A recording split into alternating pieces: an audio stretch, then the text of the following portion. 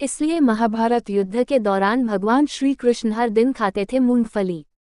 महाभारत युद्ध के दौरान भगवान श्री कृष्ण ने कई लीलाएं दिखाई और बिना अस्त्र शस्त्र उठाए ही पांडवों को युद्ध में विजयी बना दिया। श्री कृष्ण की लीलाओं में एक बड़ी ही रोचक लीला थी हर दिन मूंगफली खाना।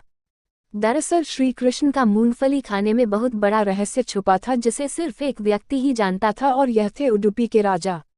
कथा है कि महाभारत युद्ध की जब घोषणा हुई तब देश के सभी राजे महाराजे युद्ध में शामिल होने के लिए आ गए। कुछ पांडवों की ओर से थे तो कुछ कौरवों की ओर से। लेकिन एक राजा ऐसे भी थे जो किसी भी पक्ष में शामिल नहीं थे और यह थे उडुपी के राजा। इन्होंने भगवान श्री कृष्ण से कहा कि इस युद्ध में लाखों योद्धा शामिल होंगे और युद्ध करेंगे, लेकिन इनके लिए भोजन का प्रबंध कैसे होगा। बिना भोजन तो योद्धा लड़ ही नहीं पाएंगे, इसलिए दोनों पक्षों के लिए भोजन का प्रबंध मेरी ओर से रहेगा। श्री कृष्ण ने इस बात की इजाजत दे दी, लेकिन उडुपी के राजा के सामने चुनौती यह थी कि हर दिन कितने लोगों का भोजन बनाया जाए, क्योंकि युद्ध में हर दिन हजारों योद्धा वीरगति को प्राप्त होंगे। अगर भोजन कम होगा तो सैनिक भूखे रह जाएंगे और अधिक हुआ तो देवी अन्नपूर्णा का अपमान होगा। ऐसे में उन्होंने श्री कृष्ण के सामने अपनी चिंता प्रकट की।